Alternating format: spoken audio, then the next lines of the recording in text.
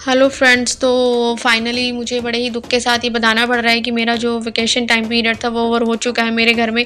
अब मुझे वापस यहाँ से जाना है और आप ये देख सकते हैं जितने भी रैक और ये शेल्फ थे ना, ये सब मैंने दिवाली पर डेकोरेट किए थे बहुत अच्छे से। और आप ये देख सकते हैं कि मेरे बुद्धा जी है, इन्हीं को अब मैं क्या करूँगी, उतार के तो उनको रख दिया है।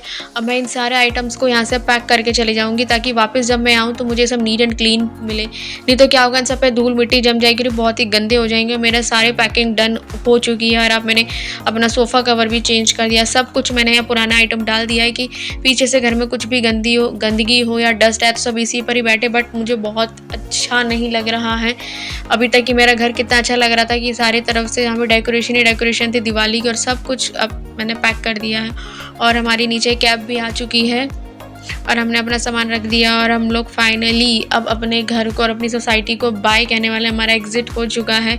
और आज मेरी कोई फ्रेंड भी नहीं थी यहाँ पे मुझे बाय करने के लिए, हर कोई बिज़ी था, कोई अपने गांव गई है तो कोई कहीं गई थी। और जैसे हम बाहर निकले तो इतनी सारी बकरी गॉट के सामने से आ रही थी तो हमने अपनी गाड़ी को थोड़ी देर के लिए रोका।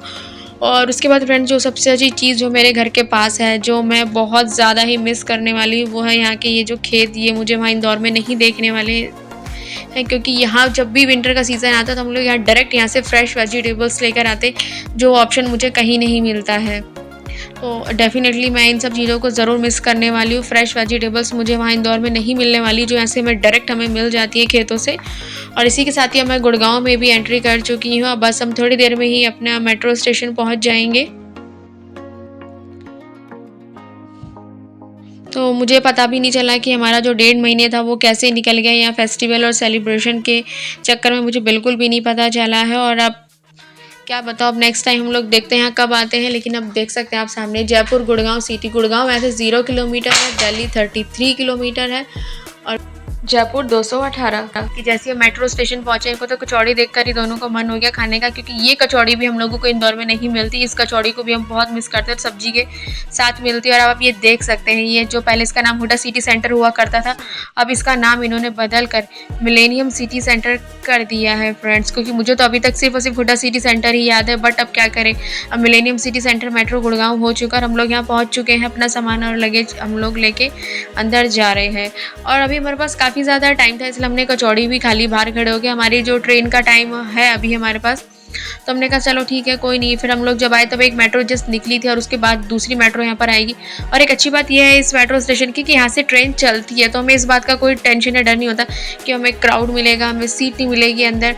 और हम लोग मेट्रो का पूरा सफ़र क्रॉस करके इसी के साथ नई दिल्ली स्टेशन पहुंच चुके हैं मेट्रो स्टेशन से। और अब यहाँ बाहर निकलते ही मेरे को यहाँ पर एक भैया मिले जो ये जिप और बैग में लॉक लगाते हैं, व्हील्स लगाते। तो मेरे बैग की जिप खराब थी तो मैंने कहा चलो अच्छा मौका है और टाइम भी है, क्यों ना मैं इसको ठीक करवा लूँ। और ये वही एरिया जब लास्ट टाइम हम लोग वैष्णो देवी आए थे तब हम इसी गेट से निकले थे, क्योंकि यही एक कॉमन एरिया है, मतलब कॉमन गेट है। यहाँ सब लोग एग्जिट करते हैं मेट्रो से सीधा नई दिल्ली रेलवे स्टेशन के लिए जाते हैं। तो अगेन मैं इस फुट ओवर ब्रिज से नहीं जाने वाली हूँ, क्योंकि पता नहीं क्यों मुझे अब इससे बहुत ज़्यादा घबराहट होती है और बहुत ज़्यादा भीड़ होती है। तो मैं अब नई दिल्ली के प्लेटफॉर्म नंबर 1 स्टेशन पर आ चुकी हूँ, क्योंकि मैं अब यहीं से ही एंट्री कर सकती हूँ। और देख सकते हैं यहाँ पे जब मैं वैष्णो देवी गई थी यहाँ बहुत ज़्यादा भीड़ थी, पूरा प्लेटफॉर्म भरा हुआ था, लेकिन आज ये बिल्कुल खाली है। उस टाइम छठ की भीड़ थी। और चलिए देखते हैं मेरी ट्रेन कौन से प्लेटफॉर्म पर लगी है। तो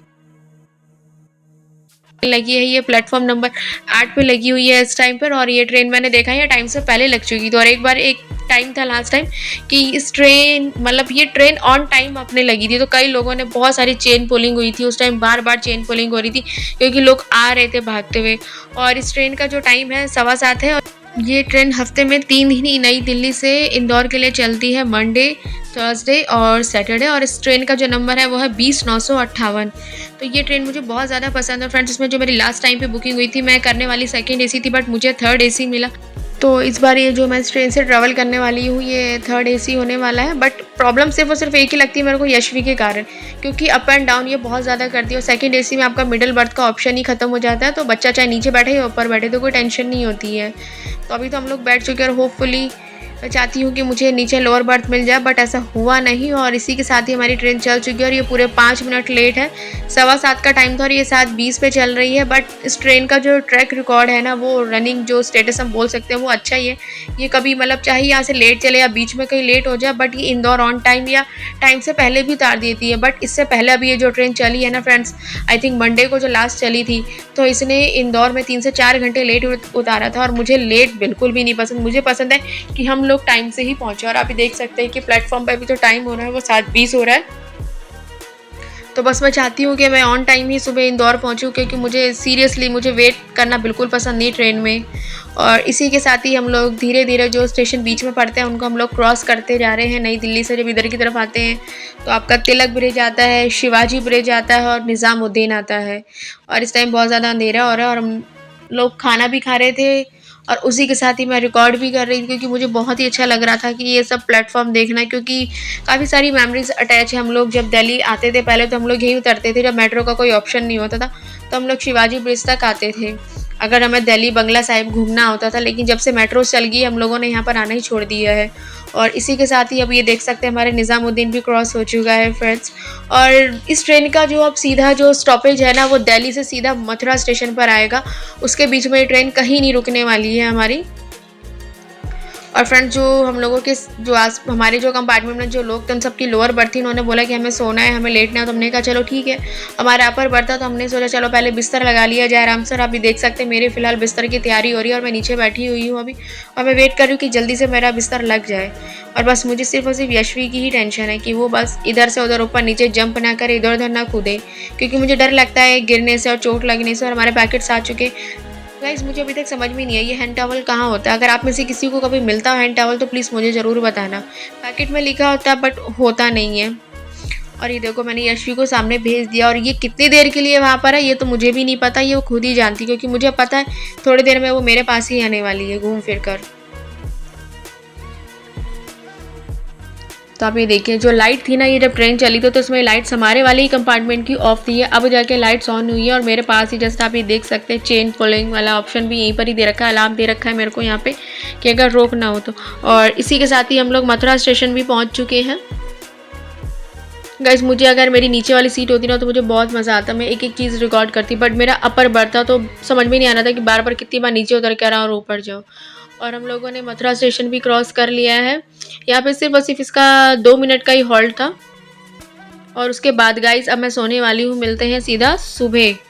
और फ्रेंड्स ये जैसे मैंने बोला कि इस ट्रेन का जो रिकॉर्ड है वो बहुत अच्छा है, तो इसका जो टाइम था 6:45 था, बट इसने हमें 6:30 पर यहाँ पे उतार दिया। तो इस बात की मुझे बहुत खुशी हुई है कि हम लोग ऑन टाइम क्या कह सकते हैं, बिफोर टाइम ही हम लोग यहाँ पर उतर गए हैं। और बड़े अच्छा लग रहा है सुबह सुबह इंदौर की ठंड को देख के, और मतलब अच्छा भी लग रहा है कि चलो हम लोग मतलब होपफुली मतलब हम लोग आराम से सही से हम लोग इंदौर पहुँच गए हैं अब। और आप देख सकते हैं आसपास का जो भी नज़ारा कैसा है, बिल्कुल हल्की हल्की सी रोशनी हो चुकी है, बाहर थोड़ा बहुत उजाला है, इसलिए हम लोग थोड़ा सा यहाँ बैठे हुए थे। और इसी के साथ ही सामने एक ट्रेन आई है इंदौर दौंड जंक्शन के बीच जो चलती है। मैंने आज फर्स्ट टाइम ये ट्रेन देखी थी इंदौर दौंड जंक्शन के बीच, तो ये ट्रेन भी अभी आ रही थी। और जैसे ये ट्रेन आई तब मैंने कहा नहीं अब तो भागना पड़ेगा, यहाँ नहीं खड़े हो सकते क्योंकि यहाँ से भी पैसेंजर उतरेंगे। और एक ट्रेन आप ये देख सकते हैं इंदौर चंडीगढ़ स्पेशल ट्रेन है, ये जो अर्ली मॉर्निंग चलती है। और उसी के साथ ही गाइस देख सकते हैं 6:46 हो चुके हैं और अब हम लोग चलते हैं घर के लिए, हमने कैब बुक कर ली है। और आपसे मिलते हैं नेक्स्ट वीडियो में इंदौर की किसी अच्छी सी जगह पर।